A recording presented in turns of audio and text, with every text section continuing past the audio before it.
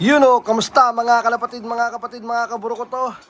So, tomorrow is gonna be ship back. Shipping day sa mga breeders, yung mga ibon na to. Yan. So, yeah, all the birds is ready to go. Dahil mag-start na tayo mag-clean up, mga tol. Yan. Clean up na tayo. Kailangan ko malinis to lahat. Yung ilalim, yan. Kasi mabilis lang ang panahon. Meron lang akong 60 days to clean up itong lock at renovate. So, 60 days na yan is parang 2 days lang yan. Dahil sa bilis ng panahon. Alam kong alam niyo yan. So, yeah. So, tomorrow, shipping day. And then, kapag hindi ka nagparamdam, you don't call or text to me, it mean the bird ay ayaw mo nang kunin. So, yun ang magiging rules natin. Pero, let me know kung malilate ka ng konti. Yun lang. Kasi wala akong paglalagyan, no space sa mga matitira dito para sa akin dahil ililinisin natin to, pipintura, di maganda sa ibon, yung amoy, yung ilalim, siyempre pag binasa mo yan, matindi yung amoy niyan, kailangan ko i-clean up yan, i-clorox ko yung ilalim. Number 1 yan, kailangan ma-clorox yung ilalim, ibig sabihin patayin yung mga dapat patayin na hindi natin nakikita, yan. So, isa yun sa mga dapat mong gawin, tapos yeah, marami tayong lilinisin. Yan. Ito yung natin. May mga renovate tayong gagawin dito. Landing board, number 1. Number 1 project natin yung landing board. Ito. So, yung landing board is tataas siya rito. Yan, tataas siya rito. Kasi para pagbaba ng mga ibon, may mga bumababa pa rito. So, pag dito at least mababa na. So, possible na dito sila. Yan. Dito siguro o gandito. Basta may pagbabago sa landing board natin. Yan. So, medyo luluwag tayo. Magdadagdag tayo ng space sa mga ibon natin. Yan. Dahil marami akong nararamdamang puwersang parating na malalakas na warriors this coming 2026. Ito yung magiging parang magiging labanan ng mga sundalong labanan ng mga sundalong dapat nilang balikan. Basta gaganda ng mga talaga. Tingnan yung mga katawan, may pepe bakat, di ba? Di ba? Kaya sabi sa akin ng mga yung mga veterano, grabe G, napakalupit ng condition mo. Ang ginawa ko lang naman sa condition natin is napaka-basic lang mga tol. Wala tayong halong chemical. Ang ginamit ko lang naman is ito mo, ganda na ito. Dawo Campo, yun o.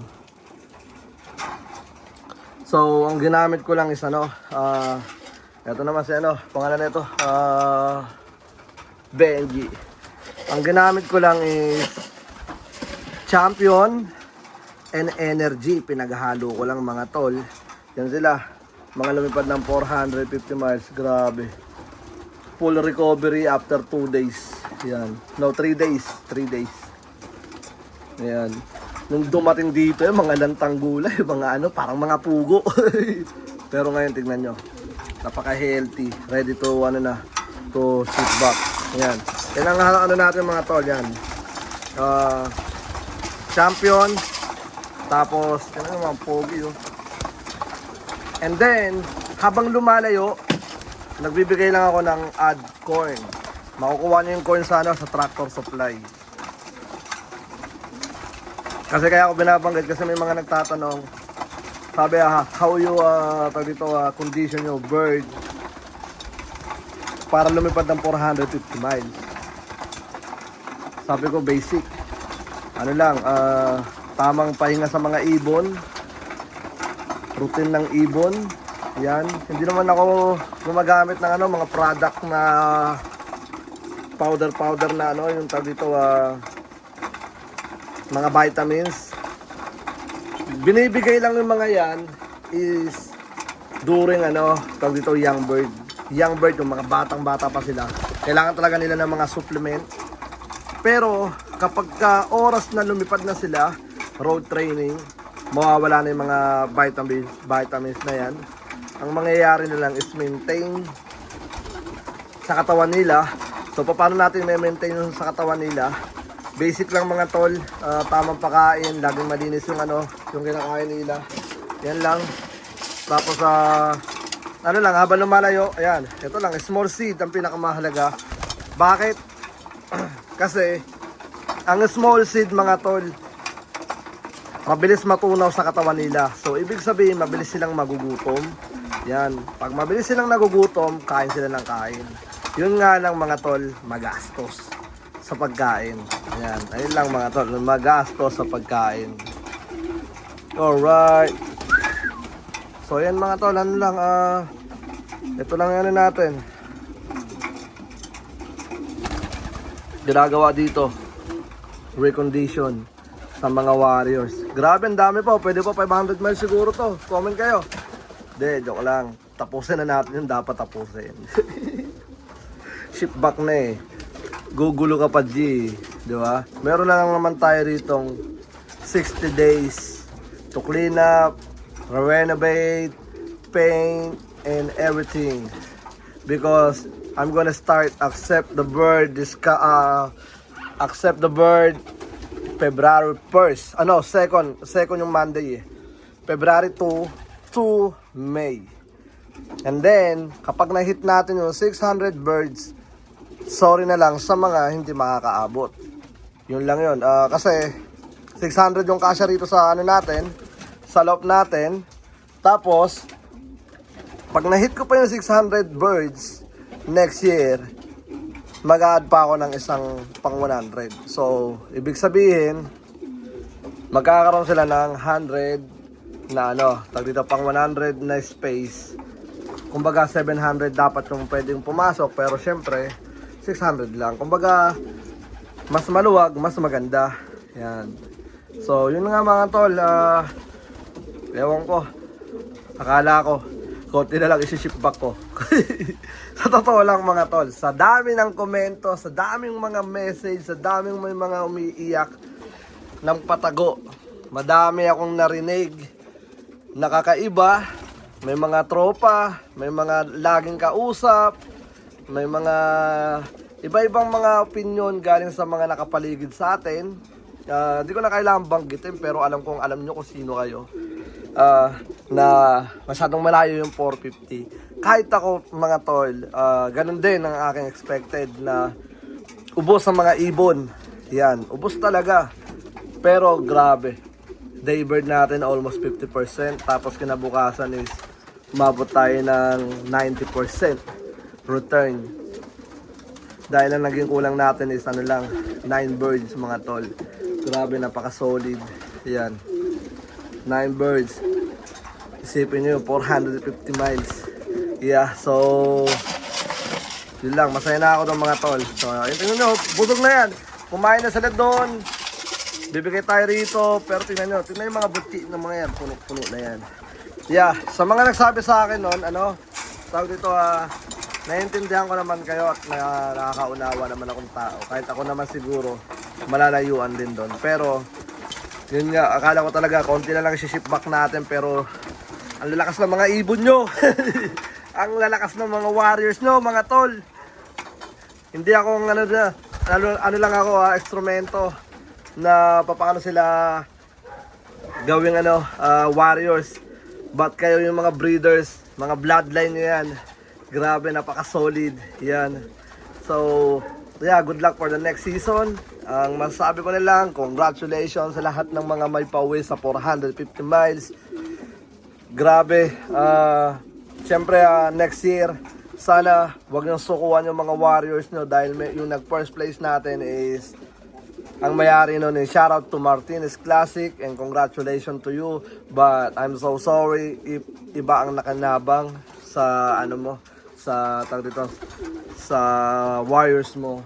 Yan, iba nakinabang sa first place. But yun na, congratulations sa lucky winner natin na bumili lang ng for sale na ibon. Alright, so yun na nga mga tol. Yan talaga ang buhay. Weather lang yan. So pag hindi para sa atin, hindi para sa atin. Siguro kung binili niya yun, hindi rin natin masabi kung mananalo yon dahil nasa energy na ng ng kapalaran. So kapalaran siguro para matuto ko at matuto siya na kailangan pag warriors mo, breed mo, tiwala hanggang sa huli. Patay kung patay.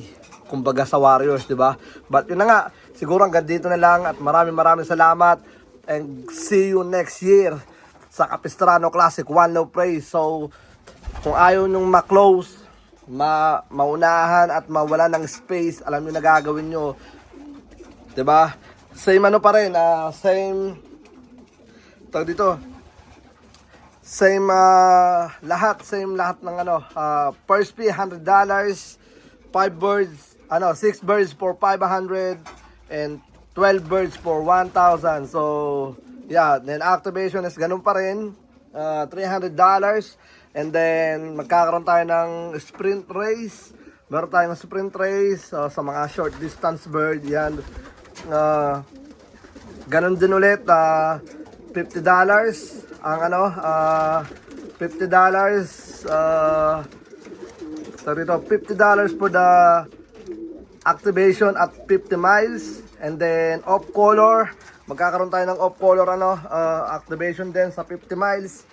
But naman yun, optional sa mga off color. Ang mangyayari naman doon is 50 $50 din. Activation naman sa off color is tag dito. Siguro ang off color 125 ang per fee. Yun ang so mangyayari yung $25 is mapupunta dun sa off color series. Matibay yun mga tol. So kung magpapadala ka ng off color, 125 ang purge fee. Dahil yung 25 mapupunta dun sa special race nila. So para mas maganda yung yung magiging tawag dito, magiging tama ba? Kung 25 tapos paano ba?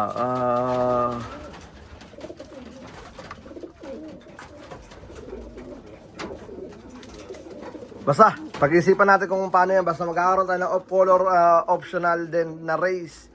Tapos marami tayong mga gagawin dahil meron ding nabubuong hidwaan sa dalawang panig ng mundo na magkakaroon ng tawag dito 5 versus 5 na